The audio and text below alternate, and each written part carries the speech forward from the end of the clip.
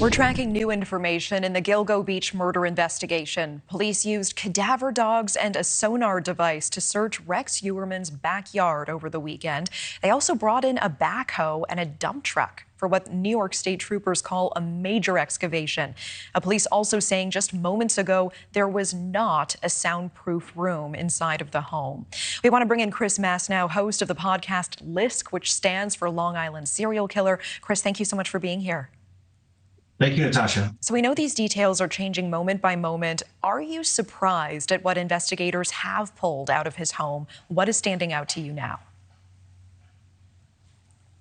Well, there's so much coming out of there. You know, I think I'm interested in the backyard. I've heard they've used ground penetrating radar and have been digging and excavating. So they usually don't do that until there's something to do that for.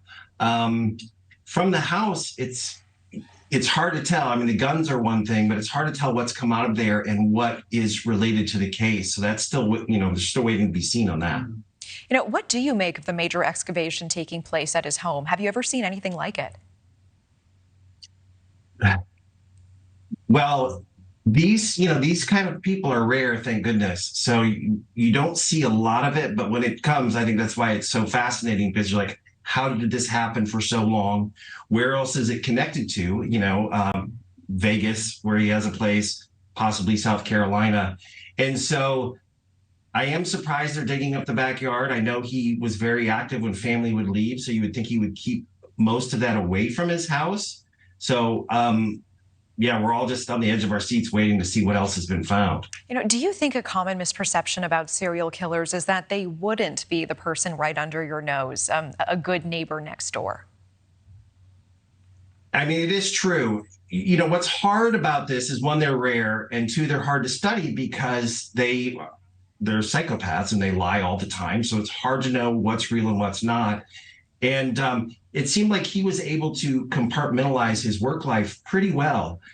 He had a business that did okay, and there was a few interactions that people point back to now, which I'm sure anyone could do with anyone with time.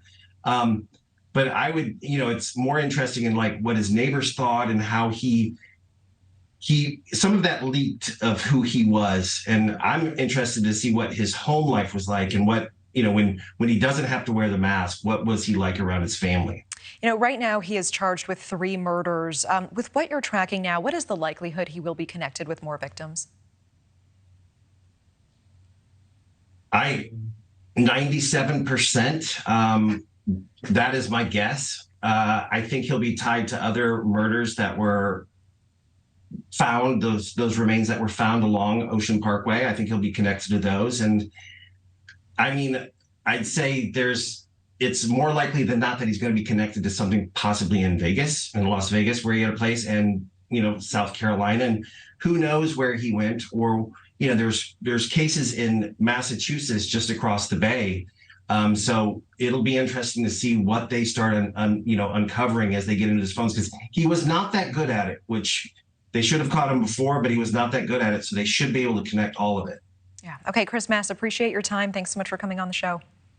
Thank you, Natasha. Thank you for watching. Go to newsnationnow.com to find News Nation on your television provider. And don't forget to click the red subscribe button below to get more of News Nation's fact-driven, unbiased coverage.